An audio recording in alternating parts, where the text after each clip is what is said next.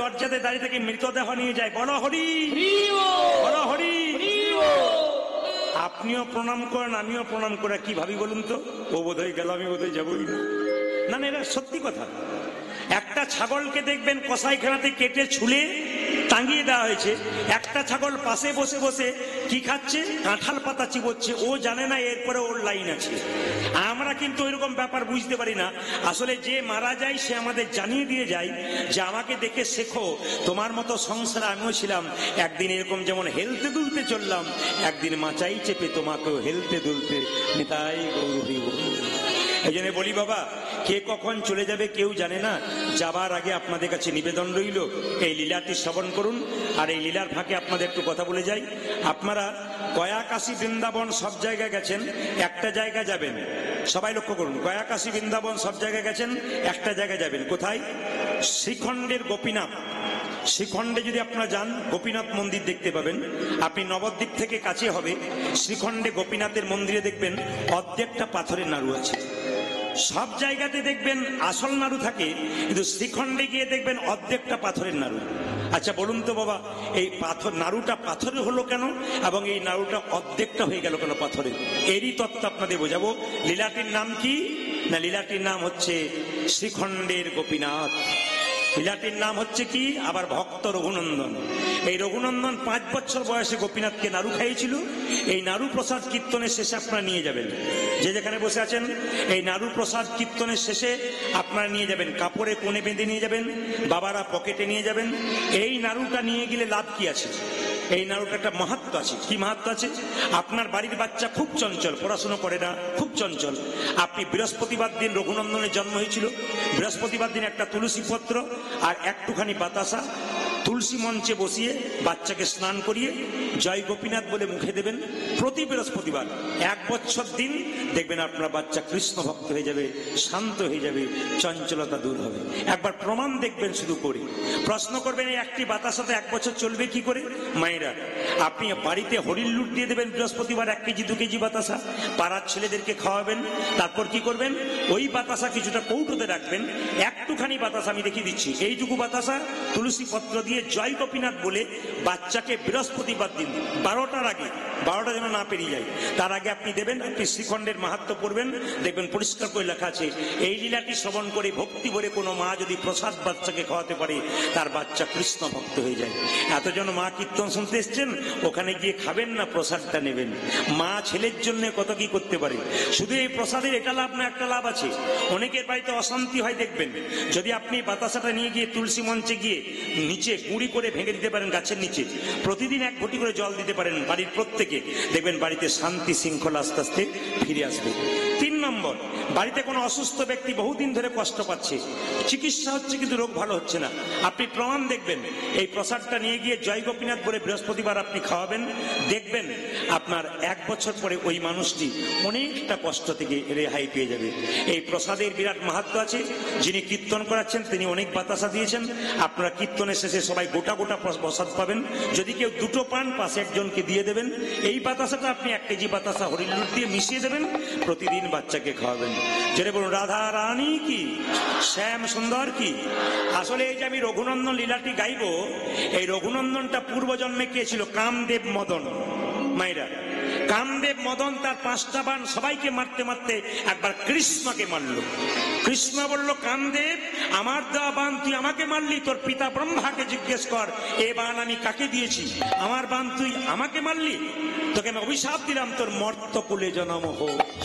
কামদেব মদন কেঁদে কেঁদে বলল, প্রভু, অভিশাপ যদি দিলে আমার মর্তকুলে জন্ম হোক, আশীর্বাদ দাও যেন তোমার চরণ সেবা করতে পারি।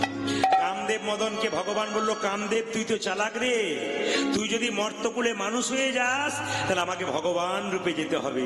তবে শুনে রাখ, আগামী কলিতে তুই কি হবি না, তুই শ্রীখণ্ডে মুকুন্দ সরকারের ছেলে রঘুনন্দন রূপে যাবি, আর আমি গোপীনাথ রূপে যাব।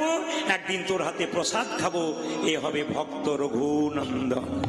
এই যে মায়েরা, এই যে কীর্তনের মাঝে মালা পরানো হলো, এতজন কীর্তন শুনছেন এতদিন ধরে, এই মালা প্রথম পরিয়েছিল মহাপ্রভুকে সেবাসঙ্গনে কে? এই উত্তর আপনাদের জানতে হবে। এই যে কীর্তনে মালা পরাচ্ছেন, এই মালা প্রথম কে পড়িয়েছিল শ্রীবাসঙ্গনে মহাপ্রভুকে? প্রথম পড়িয়েছিল ভক্ত রঘুনন্দন। এই জন্য এই রঘুনন্দনের কথা যত শুনবেন আপনাদের জীবন তত ধন্য হয়ে যাবে। তো রঘুনন্দনের জন্ম কথাটাকে বলে দিই।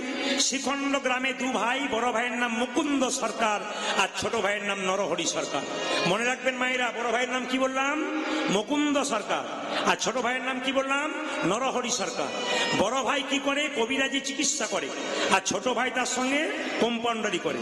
একদিন ছোট ভাই বলল, দাদা চলো না আমরা শ্রীখণ্ড থেকে নবদ্বীপে যাই। বলে, কেন যাবি ভাই? মহাপ্রভুর কৃপা পাবার জন্য, আশীর্বাদ পাবার জন্য। বড় ভাই বলল, তোর মাথা খারাপ হয়ে গেছে? বলে, কেন? এতটা রাস্তা হেঁটে হেঁটে যাবি, পা ফুলে যাবে। তখন তার বাস ট্রেনে যোগাযোগ ছিল না, মানুষ হেঁটে হেঁটেই যেত।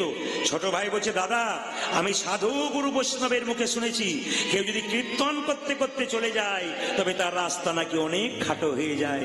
তাই বড় ভাই মুকুন্দ সরকার আগে আগে যাচ্ছে আর ছোট ভাই নরহরি পেছন পেছন যাচ্ছে। কোথায় যাচ্ছে মা? শ্রীবাসঙ্গনে মহাপ্রভুকে দেখবার জন্য। গাইতে গাইতে যাচ্ছে, আপনারাও চলুন। কৃষ্ণ কেশব কৃষ্ণ কেশব কৃষ্ণ কেশব তাই নাম, রাম রাঘব রাম রাঘব রাম রাঘব রক্ষম। হরি বল।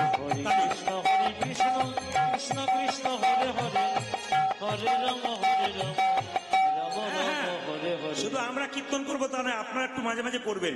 মুকুন্দ যাচ্ছে আগে আগে, পেছন পেছন যাচ্ছে নরহরি, গাইতে গাইতে কৃষ্ণ কেশব কৃষ্ণ কৃষ্ণ কৃষ্ণ কেশব তাই নাম, রাম রাঘব রাম রাঘব রাম রাঘব রক্ষম। হরে হরে কৃষ্ণ হরে কৃষ্ণ কৃষ্ণ কৃষ্ণ হরে হরে, হরে রাম হরে রাম, রাম রাম হরে হরে। কৃষ্ণ কেশব কৃষ্ণ কেশব কৃষ্ণ কেশব তাই নাম, রাম রাঘব রাম রাঘব রাম রাঘব রক্ষম। বলো ধ্বনি। হরে কৃষ্ণ হরে কৃষ্ণ কৃষ্ণ কৃষ্ণ হরে হরে, হরে রাম হরে রাম, রাম রাম হরে হরে। কৃষ্ণ কেশব কৃষ্ণ কেশব কৃষ্ণ কেশব তাই নাম, রাম রাঘব রাম রাঘব রাম রাঘব রক্ষম। বলো ধ্বনি।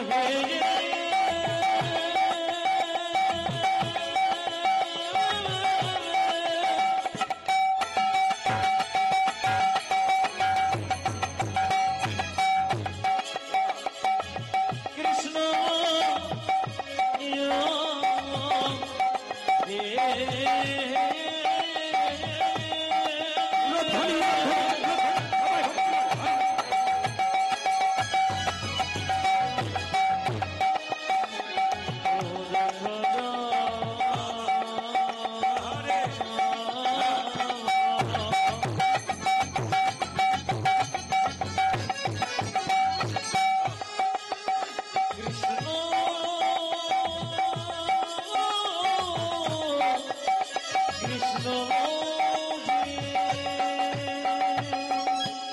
এবার বলবেন আপনারা, যে গাছে ফল ধরে সেই গাছটা নিচের দিকে যায় না উঁচু দিকে যায়?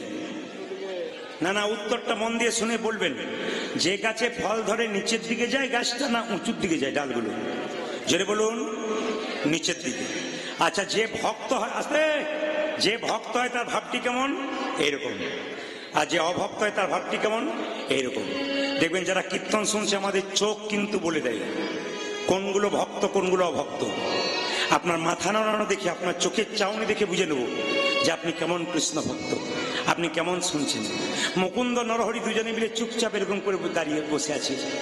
মায়েরা, ভক্ত যদি কাই মনে কোনো বাঞ্ছা করে, ভগবানের সাধ্য নাই সেই বাঞ্ছা নাহি করে। যদি হও নিচু, আস্তে, যদি হও নিচু তবে পাবে কিছু, উঁচু হলে পাবার চান্স নেই। চাপা কল থেকে জল নেবেন, ট্যাপের ওপরে দেবেন না ট্যাপের নিচে বালতি দেবেন? নিচে দেবেন। তবে একটা ছোট্ট প্রমাণ দিয়ে দিই আপনাদের, যে যেখানে বসে আছেন। রাবণ যখন মৃত্যু শয্যায় মৃত্যুর সঙ্গে লড়াই করছে, রামচন্দ্র লক্ষ্মণকে বলল, লক্ষ্মণ তুমি একবার রাবণের কাছে যাও। বলে, কেন? রাবণ মহাজ্ঞানী মহাপণ্ডিত, তার কাছে কিছু ধর্ম কথা শিখে নিয়েছো। এই দিকে তাকাবেন। সঙ্গে সঙ্গে লক্ষ্মণ গিয়েছিল, কিন্তু লক্ষ্মণের ভাবটা একটু উগ্র ছিল। সে গিয়ে রাবণের মাথার সামনে দাঁড়ালো, মাথার গোড়ায়। জিজ্ঞেস করছে, এই যে লঙ্কাপতি রাবণ, আমি তোমার কাছে এসেছি কিছু জ্ঞান নেবার জন্যে, আমাকে জ্ঞান দাও। একবার লক্ষ্মণের দিকে তাকালো, চোখটা মুজে দিল। এসে রামচন্দ্রকে বলছে লক্ষণ, দাদা গিয়েছিলাম কিন্তু বললাম ধর্মকথা শোনানোর জন্যে। ও একবার তাকালো, বোধহয় মৃত্যুর সঙ্গে লড়াই করছে, কষ্ট পাচ্ছে, তাই আবার চোখ দুটো মুজে দিল। রামচন্দ্র বলল, কেউ চিনুক আর না চিনুক, রাবণকে আমি তো চিনি, তার কত ক্ষমতা। লক্ষণ, তুমি গিয়েছিলে কিন্তু দাঁড়িয়েছিলে কোথায়?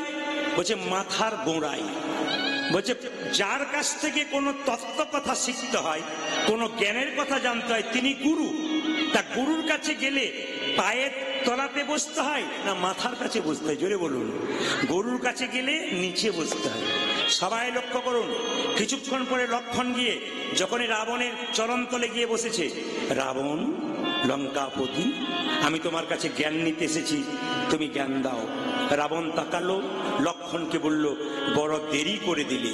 বলে কেন? এই জন্য দেরি করে দিলে যে আমার যখন শেষ অবস্থা তুমি তখন এসেছো, তো জ্ঞান যখন নিতে এসেছো তখন তোমাকে দুটো জ্ঞান দিয়ে দিই। কি? শুভস্য শীঘ্রম আর অশুভস্য কালহরম। শুভ কাজ তাড়াতাড়ি করতে হয়, অশুভ কাজ দেরিতে করতে হয়। রাবণ বলছে, আমি স্বর্গের সিঁড়ি বাঁধবো করে, আজ বাঁধবো কাল বাঁধবো, কাল কাল করে বাঁধা হলো না। বলে কেন বাঁধা হলো না? তা করতে তোমার বৌদি সীতা দেবীকে দেখলাম, আর দেখার সঙ্গে সঙ্গে আমার একটা মনের মধ্যে লোভ চলে এলো। আর আমার একটা অভিশাপ ছিল, যেদিন নারীকে আমি স্পর্শ করবো সেদিন শেষ হয়ে যাব। আমি অশুভ কাজটা আগেই করে ফেললাম, সীতা দেবীর চুলের মুঠি ধরে সীতাকে হরণ করে দিলাম। মায়েরা বাবারা জেনে নিন, এ সংসারে আপনারা আছেন, কোন পুরুষ যদি কোন মায়ের চুলের মুঠি ধরে তাকে অত্যাচার করে, জানবেন সেই পুরুষ সব চাইতে আগে সংসারে ধ্বংস হয়ে যাবে। শাস্ত্রে প্রমাণ আছে, রাবণ সীতার চুলের মুঠি ধরেছিল, দুর্যোধন শেষ হয়ে গিয়েছিল কেন? একটাই কারণে। কি কারণে? সেও কিন্তু দ্রৌপদীর চুলের মুঠি ধরেছিল। ওই জন্য যা করবেন করবেন, অন্তত মায়েদের চুলের মুঠি ধরে কেউ কোনোদিন অত্যাচার করবেন না। যদি কেউ করেন, শাস্ত্র প্রমাণ দিচ্ছে ধ্বংসের পথ পরিষ্কার হয়ে যাবে। দুজনে মিলে দাঁড়িয়ে আছে মা, কে কে? মুকুন্দা নরহরি। ভক্ত যদি কাই মনে কোনো বাঞ্ছা করে, ভগবানের সাধ্য নাই সেই বাঞ্ছা নাই করে।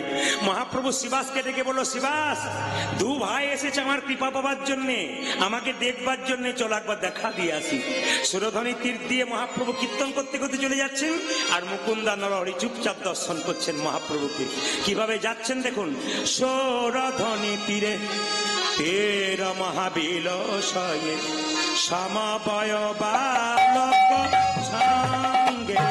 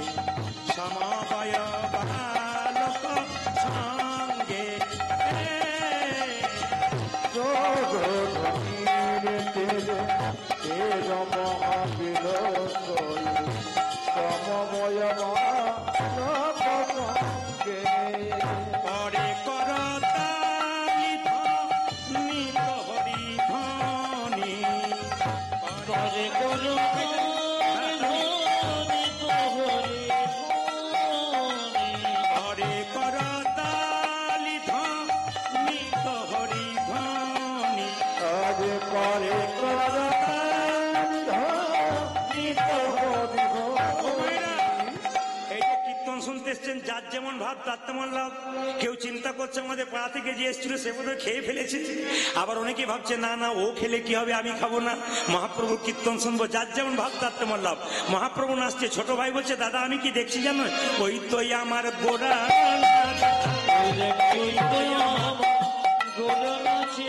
ওই তো আমার গোড়া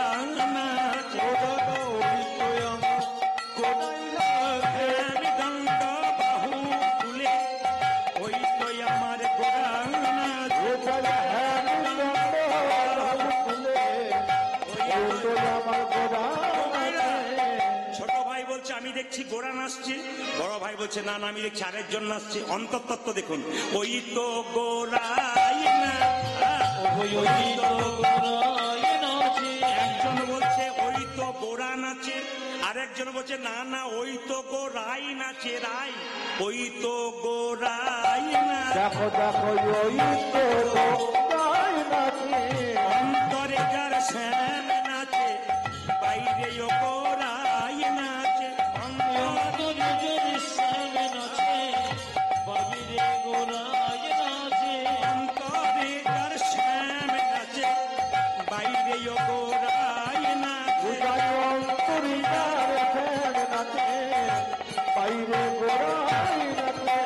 সরাধনে ধীরে ধীর মহাবীর সারে, সমবয় বালক সঙ্গে এ সুরধনে ধীরে ধীর মহাবীর সমবয় একথা জেনে নেবেন মাইরা, যে যেখানে বসে আছেন। ভক্ত যখন ভগবানকে ডাকে, ভগবান তখন তাকে ধাক্কা মারে। এই যে কীর্তন শুনছেন না, যে ভক্ত হয়, আমাকে একজন প্রশ্ন করছিল কালকে, আমি আরামবাগে ছিলাম, বাসাতে প্রশ্ন করলো তিলকমালা নিয়ে, প্রদীপ বাবু আমি কীর্তন করি, ভগবানকে ডাকি, আমার এত কষ্ট কেন? ঘর ফুটে জল পড়ে, ছেলের অসুখ হয়, মেয়ের অসুখ হয়, জ্বালা যন্ত্রণা ভোগ হয় কেন?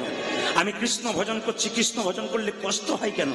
যারা মস্তানি করছে, লোককে ঠকাচ্ছে, লোককে মারছে, তারা বুক ফুলিয়ে ঘুরে বেড়াচ্ছে, তাদের কিছু হচ্ছে না, আর যারা কৃষ্ণ ভক্ত তাদের তো কষ্ট কেন? আমি তাদেরকে একটা কথাই বললাম, তাকে বললাম দাদা শুনে রাখুন, বলে কি, এই জগতে ভগবান মানুষকে দুটো কলসি দিয়েছে, একটা পাপের কলসি, একটা পুণ্যের কলসি। যারা অন্যায় করছে, মস্তানি করছে, লোক ঠকাচ্ছে, হ্যাঁ, তাদের জন্য জেনে রাখেন এখনো তাদের পাপের কলসিটা পূর্ণ হয় নাই। যেদিন পাপের কলসি পূর্ণ হবে, দুর্যোধনের মতো সংসার ছেড়ে ঘর থেকে বেরোতে হবে। আর যেদিন তুমি কষ্ট পাচ্ছ, ঘর ফুটে জল পড়ছে, জামা কাপড় নেই, ছেঁড়া হয়ে গেছে, ছেলে মেয়ের অসুখ, আসলে তোমার পুণ্যের কলসিটা কোনো পূর্ণ হয় নাই। যেদিন তোমার পুণ্যের কলসি পূর্ণ হবে, সেদিন তুমি পরমানন্দ গোবিন্দের চরণে লাভ করবে। এই জন্যে বাবা, আপনারা যারা হরিনাম শুনছেন, হরিনাম করছেন, যদি কষ্ট পান তাহলে জানবেন আপনাকে ভগবান যাচাই করে দেখে নিচ্ছে। কিরকম? মায়েরা সোনা বিক্রি করতে যান স্বর্ণকারের কাছে, ও কিন্তু একটু ঘষে মেজে দেখবে কতটা খাদ আছে, কতটা সোনা আছে। আপনি ভক্তি সোনা ভগবানকে দেবেন, ভগবান দেখবে আপনি কতখানি ভক্ত হয়ে গেছেন। এই যে কীর্তন শুনছেন, কে কোন মনোভাব নিয়ে কীর্তন শুনছেন প্রদীপ পাল জানতে পারছে না, কিন্তু একজন জানছেন, তিনি অন্তর্যামী। ওই যে যখনই কীর্তন শুনবেন, পাশে কে কি করছে দেখে লাভ নাই, আপনার মনটা আপনি গোবিন্দকে দেন। মুকুন্দ নরহরি যখন দাঁড়িয়ে আছে, শ্রীবাসকে মহাপ্রভু কি বললো দেখুন, এই যে শ্রীবাস, ওদের মধ্যে যে ছোট ভাই তাকে বলে দাও, সে আমার কৃপা পাবে, সারা জীবন আমার সঙ্গে কীর্তন করবে। আর যে বড় ভাই তাকে বলে দাও, সে আমার 100 জন্ম কৃপা পাবে না, সে আমার 100 জন্ম সঙ্গ পাবে না। ও মায়েরা, এটা মহাপ্রভুর বিচার কিরকম হলো? একজনকে বললো সারা জীবন আমার সঙ্গে থাকবে, ছোট ভাইকে বললো, আর বড় ভাইকে বললো 100 জন্ম কৃপা পাবে না। শ্রীবাস এসে বলছে, এই যে তোমাদের মধ্যে ছোট ভাইকে আমি, কি নাম? আমার নাম নরহরি সরকার। তোমার জন্য প্রভু বলেছে তুমি সারা জীবন প্রভুর সঙ্গে থাকবে, হরিনাম করবে। বড় ভাই বলছে আমার জন্য কি বলেছে? তোমার জন্য বলেছে তুমি 100 জন্ম কৃপা পাবে না, 100 জন্ম সঙ্গ পাবে না। যেই না বলেছে, বড় ভাই নাচতে শুরু করেছে, জয় গৌর জয় গৌর। বলুন তো এটা পাগলের মতো ব্যাপার নয়? যাকে বললো 100 জন্ম কৃপা পাবে না, সে জয় গৌর বলে নাচছে। শ্রীবাস বলছে, শোনো, তোমাকে যে মহাপ্রভু বললো 100 জন্ম কৃপা পাবে না, তুমি পাগলের মতো নাচছো, তুমি কি পাগল হয়ে গেছো? বলছে না গো শ্রীবাস, শোনো শোনো, প্রভু যদি বলতো কোন জন্মে সঙ্গ পাবো না, সঙ্গ পাবো না, তাহলে না হয় আমি বিষ খেয়ে আত্মহত্যা করে দিতাম। আত্মহত্যা করে দিতাম। 100 জন্ম সঙ্গ পাবো না, 100 জন্ম না হয় গৌর গৌর বলে কেঁদে বেড়াবো। যখনই 100 জন্ম পেরিয়ে যাবে, 101 জন্মে প্রভুর সঙ্গ পাবো। 1 জন্মে সঙ্গ পাবো, 1 জন্মে প্রভু সঙ্গ পাবো, 1 জন্মে প্রভু সঙ্গ পাবো। 100 জন্ম কেঁদে বেড়াবো, 1 জন্মে প্রভু সঙ্গ পাবো, একশো জন্ম নিজে বেরোবো, 101 জন্মে প্রভু সঙ্গ, ওই আমি একশো জন্ম কেনে বেড়াবো, এক জন্মে প্রভু সঙ্গ, ওই আমি একশো জন্ম কেনে বেড়াবো, এক জন্মে প্রভু সঙ্গ, একই জন্মে প্রভু সঙ্গ পাবো। ভগবান সব সইতে পারে কিন্তু চোখের জল সইতে পারে না।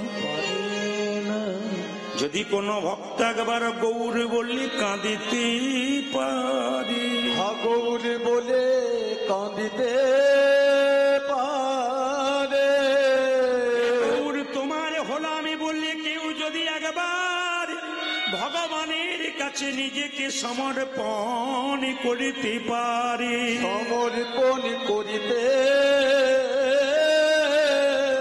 পারে। এসেছি পৃথিবীতে কে কখন চলে যাবে কেউ জানে না। কেউ জানে না, পদ্ম পাতার জল করে টলমল, কার যে কখন জীবন শেষ কেউ জানে না। কেউ জানে না। কীর্তন শুনতে এলাম, বাড়ি যাব গ্যারেন্টি নাই, রাস্তাতেই নিতাই গৌর হরিবোল হতে পারে। রাত্রিবেলায় শুলে সকালবেলায় সকাল হলে চোখ খুলবেন, সকাল না হলে পরকাল হবে। ট্রেন আসবার সময় সিগন্যাল দেয়, আমরা জানতে পারি ট্রেন আসছে, কিন্তু মৃত্যু যে কখন কার আসবে কেউ জানতে পারে না। কেউ জানতে পারে না। ও মা গো, যাবার সময় যাবার আগে কেউ যদি একবার হা গোবিন্দ প্রাণ গোবিন্দ বলি, গোবিন্দ বলে গৌর গোবিন্দের চরণে, গৌর গোবিন্দের চরণে, হে গোবিন্দ তোমারই হলামি বলে, গোবিন্দ তোমার হলাম বলে, দু ফোঁটা নয়নের জল একেবারে গোবিন্দের চরণে ধুয়াইয়ে দিতে পারে। গোবিন্দের চরণ ধোবায়ে দিতে পারে। গোবিন্দ চিরকাল তার দাস হয়ে যায়। তার দাস হয়ে যায়। মায়েরা, সংসারের জন্য কেঁদো না মা। সবার কাছে নিবেদন রইল, আমি দেখতে পাচ্ছি আপনারা কীর্তন শুনতে শুনতে বিভোর হয়েছেন। সংসারের জন্য কেঁদো না, কাঁদবে তো ভগবানের জন্য কাঁদো। ছেলের জন্য কাঁদবে, মেয়ের জন্য কাঁদবে, শেষে ছেলে মেয়ে প্রশ্ন করবে বড় হয়ে তুমি আমার জন্য কি করেছো।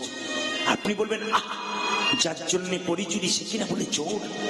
তখন আপনার চোখ থেকে জল পড়বে, সেই জল চোখের কোণা দিয়ে পড়বে, স্পর্শ করবেন, দেখবেন গরম লাগবে, মুখের মধ্যে প্রবেশ করলে নোনা নোনা ভাব লাগবে।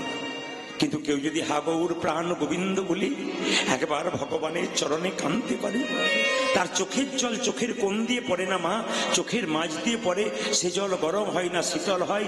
সে জল মুখের মধ্যে প্রবেশ করলে নোনা নোনা ভাব লাগে না, মিষ্টি মিষ্টি ভাব লাগে। শুধু একটা কথা বলে যাবো আপনাদেরকে, আপনাদের মনের মধ্যে কোনো দুঃখ যন্ত্রণা বেদনা থাকতেই পারে। সংসার মানেই যন্ত্রণা মা। যত দিন যাবে আপনি সুখের আশায় যাচ্ছেন কিন্তু সুখ পাচ্ছেন না। সুখ কোথায়? একমাত্র হরিনাম। এতক্ষণ বাড়িতে থাকলে টিভি সিরিয়াল দেখতেন, আনন্দ করতেন, আবার ঘুমিয়ে যেতেন, আবার সকালে চিন্তা হতো। এই হরিবাসরে বসে কারো কোনো চিন্তা আছে? শুধু ভগবানের চিন্তায় আপনারা নিমগ্ন হয়ে গেছেন। তবে আপনাদের মনে যদি কোনো দুঃখ যন্ত্রণা থাকে, জ্বালা থাকে, আপনারা কারো কাছে বলবেন না, দু জায়গায় বলবেন। একটি গুরুচরণে বলবেন, একটি গোবিন্দ চরণে বলবেন। আপনার মনে দুঃখ কথা, যন্ত্রণা কথা আপনি পাড়া প্রতিবেশীকে বলবেন, উনি আরো দু চারজনকে বলে আপনার যন্ত্রণা বাড়িয়ে দেবে। কিন্তু যদি আপনি ভগবানের সামনে বা গুরুর সামনে বলতে পারেন, উনি আপনার দুঃখ থেকে মুক্তি দিতে পারেন। তো সবার কাছে নিবেদন রইল, মুকুন্দ সরকার কি বলছে দেখুন, 100 জন্ম গৌর বলে কাঁদবো, 101 জন্মে তো কৃপা পাবো। মাইরা, 3 ঘন্টার কীর্তন শুনতে এসে কতবার উঠতে হয়, কতবার বসতে হয়। আর মুকুন্দ সরকার বলছে, আমি 100 জন্ম গৌর বলে কাঁদবো, তারপর তো আমি কৃপা পাবো। ধৈর্য যার ভগবান তার, ধৈর্য যার নাই ভগবান তার নাই। পঞ্চপাণ্ডবে দাদা যুধিষ্ঠির, তিনি স্থির ব্যক্তি ছিলেন, তিনি ভগবান পেলেন। দুর্যোধন চঞ্চল ছিলেন, উনি ভগবান হারালেন। এখানে কীর্তন শুনতে এসে যদি কেউ দুর্যোধনের মতো মনকে চঞ্চল করে, তাহলে ভগবানের নাম থেকে দূরে সরে যাবে। আর যদি যুধিষ্ঠির মহারাজের মতো স্থির হতে পারেন, তবে গোবিন্দের কৃপা আপনার হয়ে যাবে। মুকুন্দ সরকার যখন কাঁদছে, ভগবান সইতে পারলো না। মুকুন্দ তুমি কাঁদছো? হ্যাঁ প্রভু, আমার ভাইকে তুমি কৃপা করলে, আমাকে করলে না। সঙ্গে সঙ্গে মহাপ্রভু বাণীগুলো দেখুন। মহাপ্রভু বলল, শোনো মুকুন্দ, শোনো, এ সংসারে যারা বড় ভাই হয় তাদের দায়িত্ব অনেক বেশি থাকে। যেমন বনের বড় বড় গাছগুলো ছোট ছোট গাছগুলোকে ঝড়ঝঞ্ঝা থেকে রক্ষা করে, এ সংসারের বড় ভাই যারা হয় তাদের দায়িত্ব অনেক বেশি হয়। আসলে তোমরা দু ভাই মিলে হরিনাম করতে এসে সবাই না খেয়ে মরবে, তাই তোমাকে পাঠিয়ে দিলাম শ্রীখণ্ডে, আর তোমার ভাইকে আমার সঙ্গে রাখলাম। তবে শোনো মুকুন্দ, তুমি কেঁদো না। আমি মহাপ্রভু তোমার হাতে মাথায় ডান হাতটা বুলিয়ে দিলাম আর আশীর্বাদ করলাম, তুমি কাল থেকে বাড়িতে গিয়ে যাকেই চিকিৎসা করবে তার রোগ ভালো হবে। তবে শোনো মুকুন্দ, মহাপ্রভু নিজের মুখে বলছে কি করবে জানো? তুমি গরিবের চিকিৎসা করবে, কিন্তু বড় লোকের করবে না। গরিবের কোনো পয়সা নেবে না। শোনো, বাড়িতে গিয়ে একটা গোপীনাথের মন্দির তৈরি করবে, জীবের দ্বারে হরিনাম দেবে, আর তুমি চিকিৎসা করবে। ফিরে যাও, ফিরে যাও, শিখণ্ডে ফিরে যাও।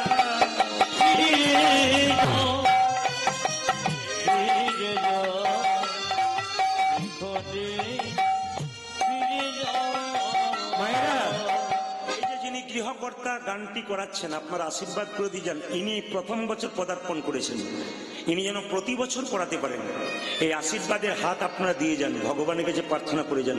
পরিবারের ছেলেরা কৃষ্ণ ভক্ত হোক, গোটা পরিবার কৃষ্ণ ভক্ত হোক, এবং হরিবাসের জন্য রাখতে পারে। আমার 20-25 দিন আগে আমার মা গত হয়েছেন, আমি মস্তক মুন্ডন অবস্থায় এসেছি। আপনারা অনেকে খবর পেয়েছেন, ইউটিউবে দেখেছেন। তা আমার মা চলে গেলেন, কিন্তু মা যাওয়ার কর্ম করার পর 2 দিন পরে আমাকে বেরোতে হলো আপনাদের জন্য। কেন? প্রতিটি ভক্তের চাপে। তাই সকলে মিলে মন দিয়ে কীর্তন শুনবেন। আমার মা মারা গেছেন, মানসিক অবস্থা ঠিক নেই। মায়ের আমি একটি মাত্র ছেলে, কিন্তু দায়িত্ব আমি নিয়েছি সবার কাছ থেকে, দায়িত্ব পূরণ করতে হবে। তাই সবাই মন দিয়ে শুনুন।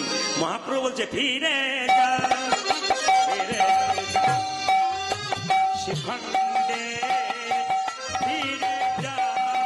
আজ ফিরে যাও, ফিরে যাও, শিখণ্ডে ফিরে যাও। ফিরে যাও, ফিরে যাও, শিখণ্ডে ফিরে যাও। কোনটা পারো, কোনটা পারো? ফিরে যাও, ফিরে যাও, শিখণ্ডে ফিরে যাও। তুমি দাঁড়ে দাঁড়ে গিয়া চরণে ধরিয়া, দাঁড়ে দাঁড়ে গিয়া চরণে ধরিয়া। আমার সবচাইতে, আমার চোখ, আমি আগে বললাম সবাইকে দেখতে পাই, সবচাইতে ভালো লাগছে এই আসরের মধ্যে দু চারজন কি বলছে, খেলে হয় না? তখন ও একজন বলছে না, কীর্তন শুনবো তারপর। এর থেকে আমি প্রমাণ পেয়ে গেছি, কিন্তু একজন খুঁজছে একজনকে। তখন বলছে না, আগে শুনবো তারপর। এর জন্য আমি খুশি, দেখতে পেলাম।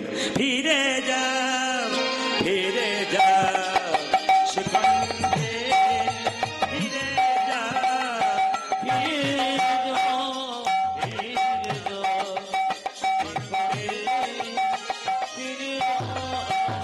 তুমি দাঁড়ে দাঁড়ে গিয়া চরণে ধরিয়া, দাঁড়ে দাঁড়ে গিয়া চরণে ধরিয়া। দাঁড়ে দাঁড়ে গিয়া চরণে ধরিয়া, দাঁড়ে দাঁড়ে গিয়া চরণে ধরিয়া। হরির নাম বিনা। দাঁড়ে দাঁড়ে গিয়া চরণে ধরিয়া, হরির নাম বিনা।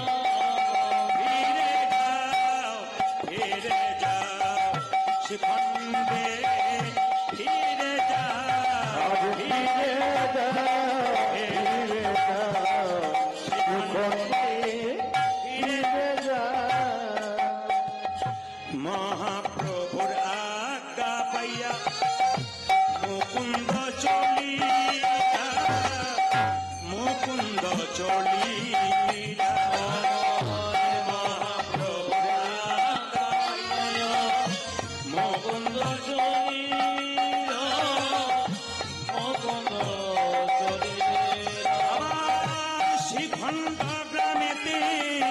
আসি আমি শিখল গ্রামেতে আসি উপনীত হইলা উপনীত হইলা শ্রীখণ্ড গ্রামেতে যাচ্ছি, উপনীত হইয়া, উপনীত হইয়া। বল হরি বল হরি